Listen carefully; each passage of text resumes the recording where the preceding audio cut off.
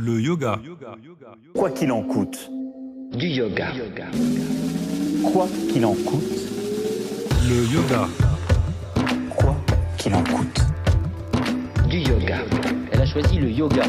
Quoi qu'il en coûte. Yoga. Si tous les gens le pratiquaient, je trouve qu'ils seraient mieux dans leur peau. Namasté à toutes et à tous. Le yoga, quoi qu'il en coûte, un podcast positif et bienveillant proposé par Yoff. C'est une expérience tout à fait passionnante que nous vous proposons de suivre maintenant. Des interviews de personnes pour qui le yoga est rentré dans leur vie, des méditations, de l'hypnose et des exercices de respiration. Le Viparita Karini est une posture de repos qui apporte détente et lucidité. De quoi aller mieux, des tips, des livres, des recettes véganes ou pas.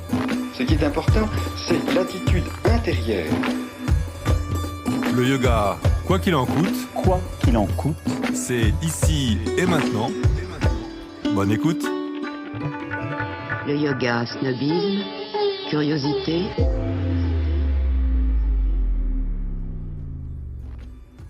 Bienvenue à toutes et à tous pour cette série Les professeurs.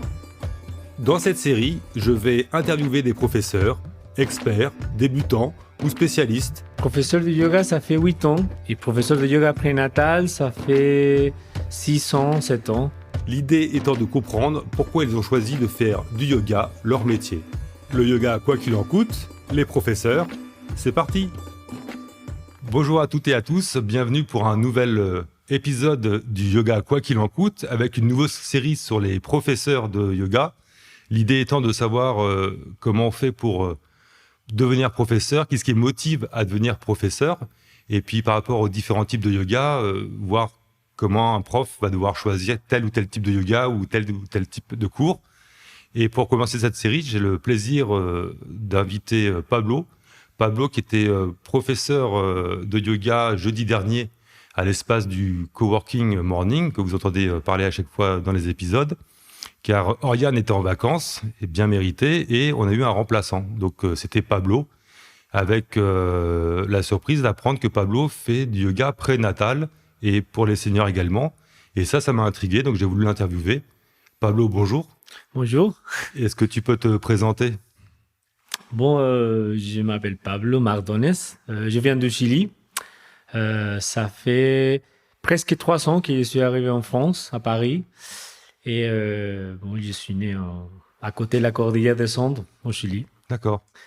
Et voilà. Et qu'est-ce qui t'a amené à venir en France ? En fait, j'ai rencontré ma actuelle femme. Et elle est française, au Chili. Elle faisait sa thèse là-bas. Et je l'ai rencontrée dans une fête chez moi. Chez toi ? Oui, chez moi. Elle est arrivée chez moi. Direct. C'est une bonne situation, ça, on arrive tous. Trouver la femme de sa vie chez soi. C'est ça. Et ça fait 7 ans déjà. Donc, elle a habité là-bas. Après, elle est revenue pour finir ses études ici. Et je me suis dit, d'abord, je me suis dit, je vais voir qu'est-ce que je ressens avec ça. Et finalement, j'ai décidé de venir, en fait. Je suis venu pendant 1 an pour savoir comment ça se passe. Et après, on est revenu au Chili, on a habité là-bas. Et après, on a fait pas mal d'allers-retours. Et maintenant, on s'est installé, ça fait presque 3 ans qu'on s'est installé. On s'est mariés, déjà. Félicitations. Bon, merci. Et donc, 3 ans en France, mais depuis combien de temps tu es professeur de yoga ? Professeur de yoga, ça fait 8 ans environ. Et professeur de yoga prénatal, ça fait 6 ans, 7 ans.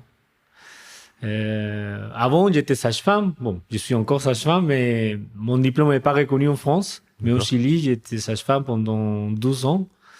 Et c'était en tant que sage-femme que je me suis rendu compte qu'il avait quelque chose qui manquait à ma formation, en fait. Je faisais la natation et je suis tombé dans le yoga. Et après, je me suis dit, le yoga, c'est super pour moi, etc. Et pourquoi pas pour les femmes enceintes. Et j'ai fait la formation de yoga prénatal. Et c'est Au Chili ? Au Chili, oui. D'accord, donc c'est une activité qui existe au Chili. C'est une activité qui existe au Chili, oui. Parce que, comme je te l'ai expliqué, j'ai regardé de loin quelques articles où une vidéo sur le yoga prénatal. L'idée est d'avoir le maximum d'informations à travers l'interview. Et une question que je me posais, est-ce que c'était franco-français, européen, ou c'est quelque chose qui est mondial, le yoga prénatal? C'est quelque chose qui est mondial.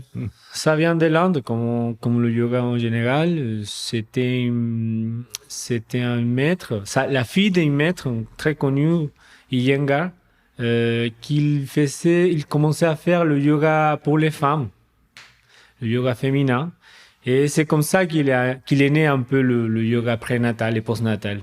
Donc il y a une origine indienne. Ouais, c'est ça. D'accord. Et alors pareil, on est un peu dans le vif du sujet. Mais moi, de loin, la méthode Gasquet, est-ce que c'est lié au prénatal, c'est un complément ou c'est autre chose? C'est lié au prénatal, mais ça, c'est très connu en France. Par exemple, au Chili ou en Amérique du Sud, on ne connaît pas du tout la méthode Gasquet. D'accord. Mais on a des autres méthodes qui sont similaires, en fait. Ouais. C'est le yoga adapté aux femmes enceintes qui travaillent en même temps la respiration et les postures physiques. Ça, c'est en gros la méthode Gasquet. Et voilà, ils sont tout le temps des postures physiques adaptées à l'étape de chaque femme enceinte. Ouais. Et juste pour reprendre par rapport au plus simple professeur de yoga, tu as commencé par du yoga prénatal ou tu as été prof de yoga plus classique, quoi, on va dire, moins spécialisé? D'abord, professeur de yoga normal, on va dire. Ouais. Et après, en fait, c'était juste au moment que j'ai décidé de quitter l'hôpital, quitter les maternités. Au Chili, on a un grand problème de violence obstétricale. Bon, en France ici, mais pas assez comme au Chili. Donc, le milieu hospitalier, c'était pour moi j'étais pas très confortable dans ce milieu-là qui traitait un peu les femmes comme une usine parfois. D'accoucher, en fait. Il n'y a pas de préparation, pas beaucoup d'humanité parfois. Donc, j'ai viré vers les maisons de naissance, qui sont des endroits qui sont collés parfois aux hôpitaux, mais la gestion de la grossesse et de l'accouchement, c'est complètement différent. Donc, dans les maisons de naissance, il y avait différents types de disciplines pour préparer ou pour aider la préparation à l'accouchement. Et il avait le yoga prénatal. D'accord. Donc, je suis tombé en même temps dans un endroit qui s'était ouvert pour ma nouvelle connaissance, pour mon nouvelle envie de faire les choses différemment, en fait. Et pareil, que je te coupe, désolé, c'est par rapport au Chili, le yoga, c'est quelque chose qui est très installé, c'est pareil qu'en Europe, ou c'est élitiste, ou plutôt non, populaire, on en fait à l'école. Je pense que c'est comme en France, hein. C'est populaire, presque tout le monde connaît qu'est-ce que c'est le yoga, mais l'accès, c'est pas assez ouvert, en fait. On parlait tout à l'heure déjà, le prix, des choses comme ça. Il y a le prix, déjà qu'il n'y a pas beaucoup d'endroits pour pratiquer, et qu'il y a beaucoup de préjugés, des gens qui pensent qu'ils ne sont pas souples. Oui. Un classique. C'est classique. Pas simple, je mange de la viande. Voilà, c'est exactement. Ok, c'est que pour les femmes, par exemple, j'ai entendu ça aussi. Voilà. Donc, tous les préjugés qu'on essaie de combattre à notre petite échelle. D'accord. Et donc, alors, juste les violences faites à l'hôpital, moi, c'est un terme que je trouve dur et qui doit être justifié. Mais c'est vraiment palpable dans le quotidien. Ouais, la violence obstétricale, c'est pas forcément physique, mais c'est parfois ignorer qu'est-ce que la femme elle veut. Par exemple, l'accoucher pendant le travail.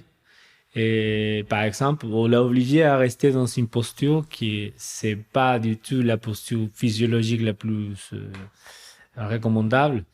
Et programmer une césarienne, par exemple, il a beaucoup de manières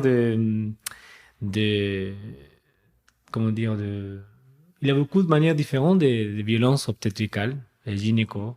Et alors, je suis un peu naïf sur le sujet, mais c'est quoi? C'est un manque d'intérêt des médecins ou qu'est-ce qui pourrait faire changer? D'où vient cet élément? C'est les médecins qui n'ont pas confiance, qui n'ont pas la réflexion ou... En fait, c'est un système hospitalier qui traite la femme comme un enfant, un peu comme ça. En fait, c'est une passion, c'est complètement... En fait, les hôpitaux ont l'habitude de traiter les patients parce qu'ils sont des malades, la plupart des patients. Mais par contre, les femmes enceintes ne sont pas malades. Oui, c'est vrai. Donc, on utilise parfois les mêmes méthodes ou les mêmes protocoles. Par exemple, au Chili, la plupart des hôpitaux publics, la femme enceinte qui n'a aucune maladie à côté, il rentre et il faut l'allonger sur un lit, il faut les mettre en perfusion, par exemple. Et la perfusion va limiter les mouvements, par exemple.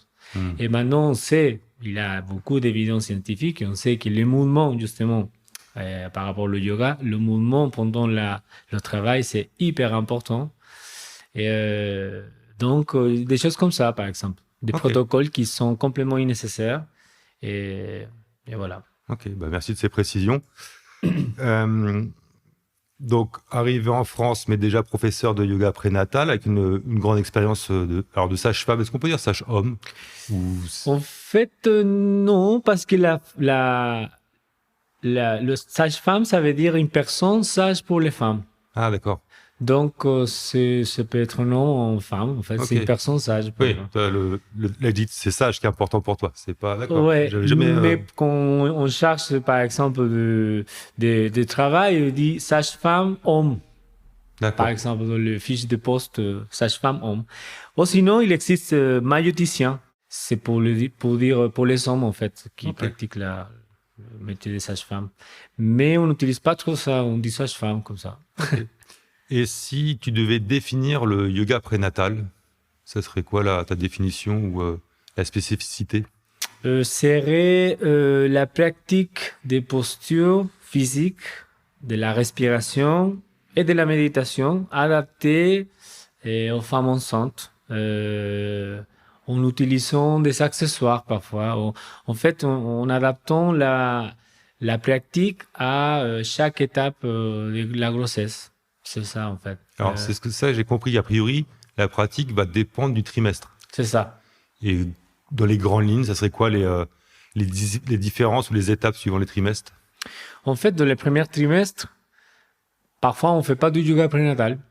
En fait, on commence le yoga prénatal après le premier trimestre. D'accord. Mais ça dépend. Ça dépend normalement, c'est recommandable de demander à la sage-femme ou au médecin traitant. Mais normalement, si la personne il a pratiqué du yoga avant la grossesse, il peut pratiquer sans problème pendant le premier trimestre. Mais s'il n'a jamais pratiqué du yoga, il faut attendre un peu plus. Pour qu'il y ait un peu les bases ou la logique. Voilà. Et aussi parce qu'on a beaucoup des fausses couches, en fait, dans le premier trimestre. D'accord. Donc, pour éviter qu'il y ait une association entre la pratique du yoga et la fausse couche, on limite les pratiques sportives pendant le premier trimestre. Sauf si la personne il a déjà un parcours important dans la pratique physique. Mais sinon, on les limite. D'accord. Comme dans le deuxième trimestre. Et deuxième trimestre, ça va porter quoi ou ça va être quoi le... Deuxième trimestre, la personne normalement se sent bien, ils ne sent pas qu'elle est enceinte, donc on peut aller plus loin le physique, on peut pratiquer beaucoup les étirements de la colonne, l'ouverture des hanches, voilà, etc. Et après, dans le troisième trimestre, la personne sent vraiment la grossesse, l'abdomen qui grandit beaucoup, etc. Donc, on se focalise plutôt sur la respiration et la méditation. On fait des pratiques aussi physiques, mais plus calmes. Plutôt des torsions pour soulager le mal du dos et d'ouverture de la poitrine, mais on va plus doucement sur la pratique. Et on utilise plus des accessoires dans les troisième trimestre. Comme quoi, par exemple? Comme la chaise, comme des chaises. C'est très subtil comme un outil. Et des briques, des sangles. Mais la chaise, c'est, à mon avis, pour moi, c'est le super outil pour travailler, par exemple, les étirements et la flexion de la colonne sans provoquer des problèmes, en fait. D'accord. Pour mieux contrôler les différentes intensités. Ok. Et à ce moment-là, tu bascules sur ce qu'on appelle le yoga sur chaise. Parce que j'ai déjà entendu ça. Là. Ouais, c'est un mélange un peu de ça. D'accord. Ouais. C'est qui est un peu dédié, quoi, spécifique, pardon, pour les femmes enceintes. Ouais. Okay. À un moment, tu as parlé de respiration et de méditation. Donc, il y a bien un distinguo de ta part. Respiration, c'est quel type d'exercice? Et méditation, est-ce que c'est une méditation guidée, mais une méditation avec un objectif de relaxation, ou il y a... C'est quoi les deux sujets? En fait, comme j'entends le yoga, le but, la finalité du yoga, c'est arriver à la méditation avec les meilleures conditions possibles. Donc, on travaille d'abord le corps physique pour ce qu'il soit tranquille. Après, on travaille la respiration pour qu'il soit régulier, profonde, etc. Et pour arriver à la méditation. Pour travailler la respiration, on fait des différents pranayamas, du travail de respiration classique. Mais pour le yoga prénatal, on travaille une respiration qui s'appelle la respiration O, de la lettre O. D'accord. Donc, c'est un type de respiration où on va inspirer profondément et en expirant, on va travailler la ceinture abdominale et la relaxation du périnée. Tout en relâchant la mâchoire en disant « Oh ». Ça, c'est une respiration qui c'est très utile pendant le travail, pour accompagner les contractions. Donc, quand il vient la contraction, la personne commence à inspirer et en expirant, accompagne cette contraction, la poussée en fait, avec le travail de la ceinture abdominale et en relâchant le périnée. Donc, si je comprends bien, le jour J, le yoga est présent dans l'accouchement. Oui. D'accord. Et toi, alors plutôt peut-être dans le passé par rapport au Chi, en tant que sage-femme, tu vas avoir cette démarche yogique le jour J, quoi. Oui. D'accord. En rappelant ce qui a pu être fait comme exercice avant, donc il y a une continuité. Exactement. D'accord. Exactement. En fait, je travaille les cours de yoga prénatal sans ou avec les futurs pères, ouais. ou les compagnons. Il y avait deux options. Ouais. Ouais. Donc, s'il y a le père, en fait, c'est lui qui va aider à guider ou à accompagner ce type de respiration pendant le processus. Et c'est quoi la proportion des hommes qui jouent le jeu, ou du moins qui accompagnent il y a 20% qui vont être là, 50%, ou par rapport au côté yoga et accouchement? Je dirais que, maintenant, presque tous les hommes rentrent à la salle d'accouchement. Mais les hommes qui vraiment se préparent, je dirais que c'est 60%, peut-être la moitié. C'est déjà bien, non? Je trouve ça bien, 50%. Oui, c'est bien, tu m'aurais dit 20%, j'aurais pas été étonné. Ouais. 50%, moi, si ça met le pied à l'étrier sur le yoga, et que derrière il continue une fois de plus. À chaque fois, plus intérêt à participer de manière active. Parce que c'est vrai que le centre de toute la préparation c'est la femme, mais parfois on oublie le père. Et on lui enseigne rien pour accompagner sa femme, en fait. Donc, il arrive à la salle d'accouchement et ça, qu'est-ce que je fais ici? Qu'est-ce que je peux faire? Et donc, moi, personnellement, je m'intéresse beaucoup à ça, en fait, à l'incorporation des pères pour être actifs pendant le processus, parce qu'il peut faire beaucoup de choses sans être le protagoniste, on va dire. Et il a des massages, il a l'accompagnement de cette respiration, et il y a l'accompagnement des différentes postures physiques, ou le silence, tout simplement. Garder l'ambiance le plus calme, le plus silencieux possible. Donc, il y a pas mal de choses qui... Et si jamais le mari, ou du moins le compagnon est là, pendant les phases deuxième, troisième trimestre, il va faire un yoga pareil, différent, ou... Ça va être quoi son... Pendant mes cours, ils font les mêmes postures physiques et parfois, pour le moment de relax, il fait des massages au niveau du bas du dos, par exemple au niveau du haut du dos, et des pressions sur le sacrum, comme ça. Mais normalement, il fait les mêmes postures. Ou on peut faire des postures en couple aussi. Voilà. D'accord. Donc, donc c'est vrai que c'est intéressant. Et est-ce qu'il y a plusieurs types de yoga prénatal? Est-ce qu'il y a une sorte de méthode unique? Non, il y a beaucoup de méthodes en fait. D'accord. C'est comme le yoga classique. Il y a un yoga, l'essence du yoga, c'est le travail de physique, énergétique et mental. Mais après, il y a différentes interprétations, différents maîtres ou personnes qui sont lus le yoga et ils sont interprétés en fait de manière différente. Donc, il y a des méthodes qui travaillent plus le physique. Il y a des autres méthodes, par exemple le Kundalini, qui travaille presque pas du physique, mais beaucoup de respiration et méditation. Donc, il y a différents... D'accord, donc c'est-à-dire que quand on dit yoga prénatal, il faudrait dire yoga prénatal Hatha Yoga, Voilà. yoga prénatal Kundalini. Casquettes. D'accord, ok. Il y a différents types. Et il y a quand même un corps commun ou potentiellement ça peut être différent? Parce que si les personnes qui nous écoutent ont un choix à faire de yoga prénatal, jusqu'à quel niveau de précision faut qu'elles doivent demander? Parce qu'entre le Kundalini et l'Hatha Yoga, il y a un monde presque. Il y a un monde, ouais. Donc, sur le yoga prénatal, qu'est-ce que ça va impacter ou influencer? Ouais, c'est une bonne question, hein. J'ai pas la réponse, mais je pense que comme le yoga, il faut essayer parce qu'il y a des types de yoga qui sont plus adaptés aux besoins de chacun. Bien sûr, ouais. Donc, il y a des personnes qui ont besoin de travailler plus le physique pour arriver en fait à des états de méditation ou de calme mental profonde. Il y a des autres qui n'ont pas besoin de ça, en fait. Parce que dans les petites recherches que j'ai faites, c'est vrai que cette différence n'a été pas flagrante.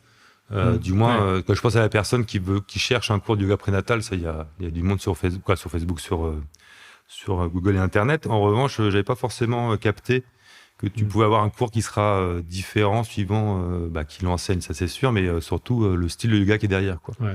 Donc ça vaut le coup de préciser ça. Pour moi, la suggestion serait d'être sûr que la personne est là les connaissances de yoga prénatal et postnatal, parce que il y a des choses qu'on peut pas faire, par exemple. Donc il faut quand même avoir une formation derrière.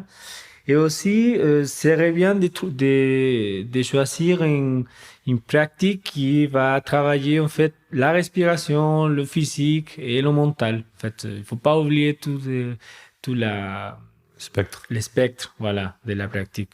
Et justement, tu parlais de diplôme. Comment on se forme? Il y a un nombre d'heures dédiées. Et puis, pareil, par rapport au côté médical. Parce qu'en France, je sais que nous, dès qu'on touche au médical, il y a certains sujets qui vont être pris par les médecins ou justement rejetés. Donc, comment on se forme? Et puis après, comment ça se passe avec le corps médical en général? Et bon, normalement, c'est une spécialisation de yoga. Enfin, il faut être déjà prof de yoga pour avoir la spécialisation de yoga prénatal. Ça, c'est comment ça se passe normalement. Et pour les femmes enceintes, c'est vrai qu'il faut savoir ça. C'est un public spécial, bien sûr. Il faut savoir de certaines choses de la physiologie, par exemple.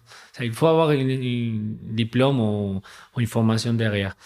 Et l'autre question, c'est comment ça passe par rapport au corps médical, le côté... Le corps médical. Les corps médicaux sont plus à chaque fois sont plus ouverts à la complémentarité, en fait, de la préparation. Parce que, par exemple, je travaille avec des sages-femmes qui n'ont pas le temps, ils n'ont pas le temps de vraiment passer à la pratique, en fait. Parce que il y a des ateliers de préparation de l'accouchement, mais ils ont seulement le temps de le faire la théorie. Donc, quand il faut aller à l'hôpital, quand il faut pas y aller, etc. Mais ils n'ont pas le temps de faire la préparation du périnée, de faire la préparation ou travailler l'ouverture des hanches, etc. Donc, c'est vrai, c'est un complément très, très nécessaire. Et le corps médical, surtout les sages-femmes, sont très, à chaque fois plus ouverts ils acceptent le yoga. Ils acceptent le yoga, ouais. Il n'y a pas de... Ils sont pas... Quoi. Parce qu'ils pourraient très bien dire, bah non, c'est pas... Il n'y a pas un diplôme étatique, donc ça n'a rien à faire à l'hôpital. Quoi. Parce que je fais le parallèle avec l'hypnose, qui pendant très longtemps était un peu regardée de haut, du moins en France, et finalement, les anesthésistes et beaucoup de médecins utilisaient maintenant l'hypnose. Alors qu'il y a encore 20 ans, c'était pas gagné, et puis à 50 ans, non, la Belgique ou la Suisse, c'était beaucoup plus en avance. Donc le corps médical accepte. Ok. En fait, maintenant, il y a des évidences, des études scientifiques qui montrent les bienfaits, les bénéfices du yoga, de la pratique du yoga pendant et avant l'accouchement. En fait. D'accord. Et est-ce qu'une professeure de yoga qui serait intéressée pour faire une formation complémentaire donc de yoga prénatal, ça serait quoi l'entre-deux? Parce que toi, tu as l'avantage d'avoir été ou d'être sage-femme.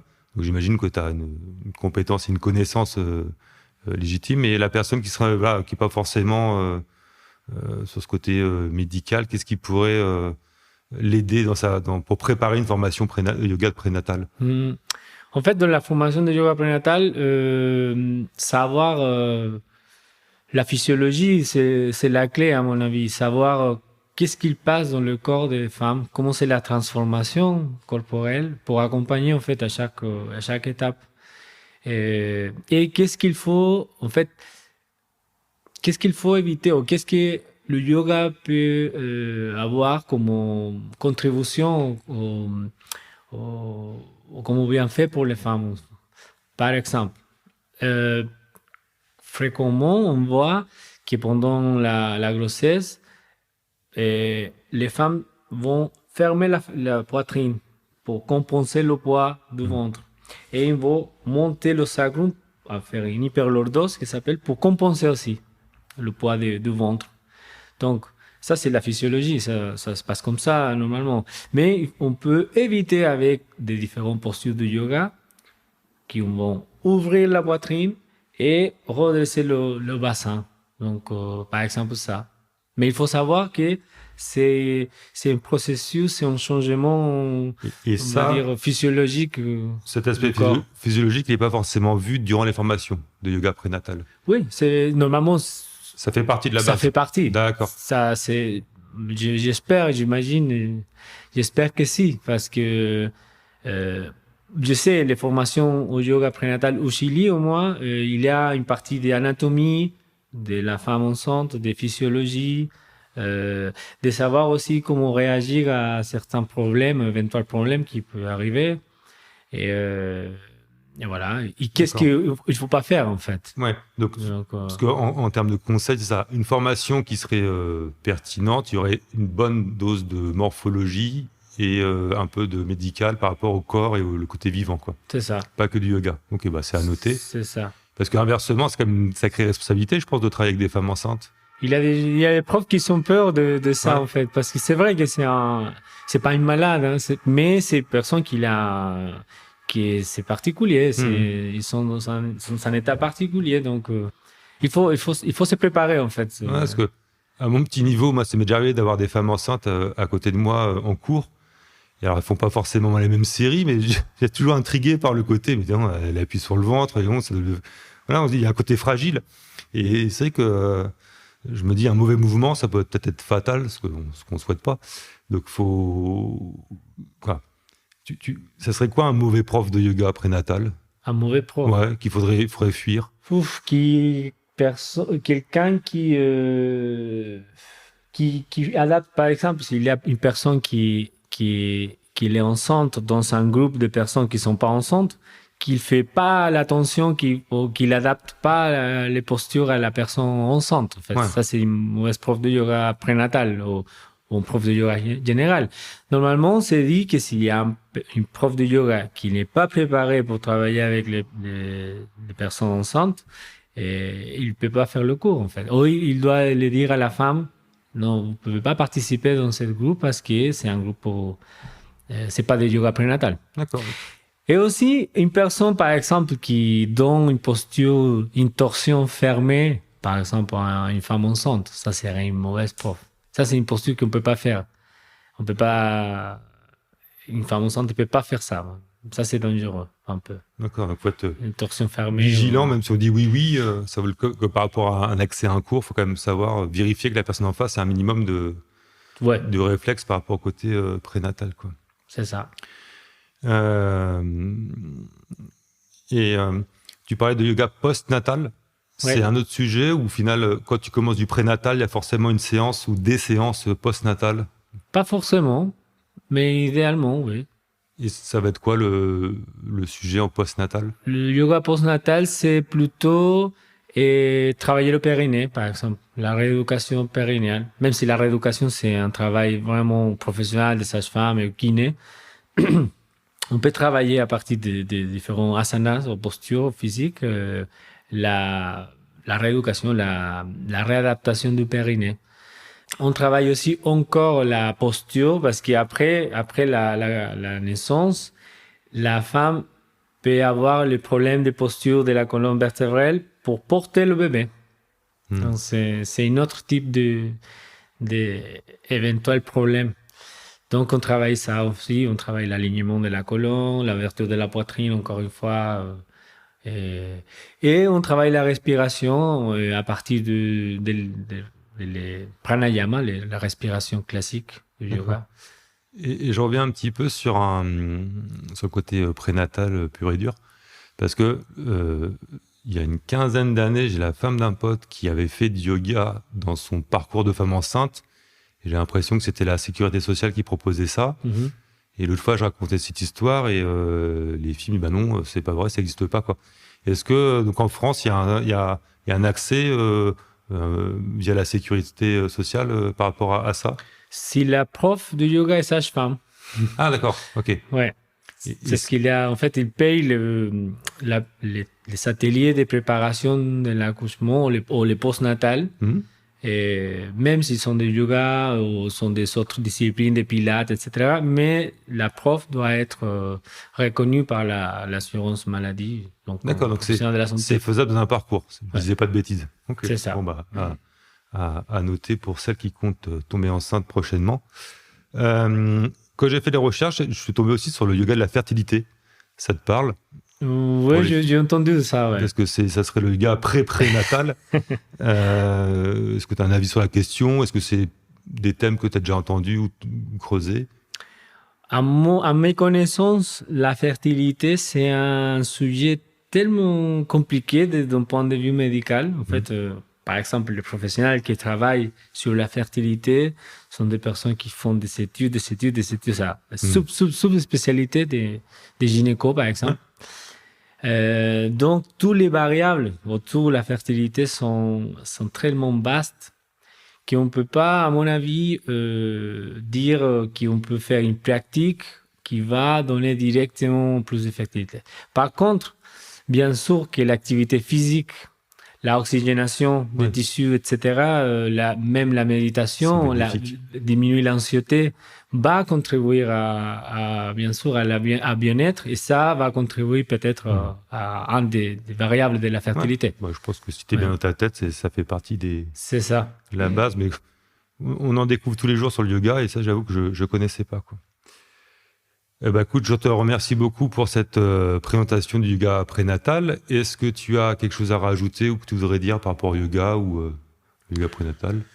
Qu'il faut pratiquer. C'est 99% de yoga, c'est la pratique. Il faut essayer. Parfois, on a des préjugés, on a des mal expériences, peut-être avec des profs particuliers ou voilà, des différents endroits. Mais si on a l'envie, si on a la question en tête ou l'appel de cette discipline, il faut essayer parce que c'est tellement vaste et c'est tellement bien comme pratique je recommande à tout le monde. C'est le fait du yoga, même si vous n'êtes pas enceinte, ça pourrait être une conclusion. Est-ce qu'on peut te retrouver quelque part sur les réseaux, sur votre écrire? Oui, sur Instagram, yogaprenat.bypablo. Donc on mettra le lien dans la description. Et écoute, très bien, LinkedIn, non? LinkedIn aussi, Pablo Mardones Llanos. Ouais. On mettra également le lien dans la description. Pablo, merci encore. Merci à toi. Et puis, je pourrais pas dire que je vais tester le prénatal, encore que peut-être un jour en accompagnant. Mais pour le moment, non, c'est rien de prévu de tout ça. Merci encore. Bonne journée. Merci. Bonne nuit. Au revoir. Au revoir. Et voilà, le yoga, quoi qu'il en coûte, c'est terminé. J'espère que cet épisode vous a plu. Comme j'entends le yoga, le but, la finalité du yoga, c'est arriver à la méditation avec les meilleures conditions possibles. Vous pouvez nous laisser un commentaire ou un avis sur Apple Podcast ou Google Podcast. Ça nous fera plaisir. À très bientôt.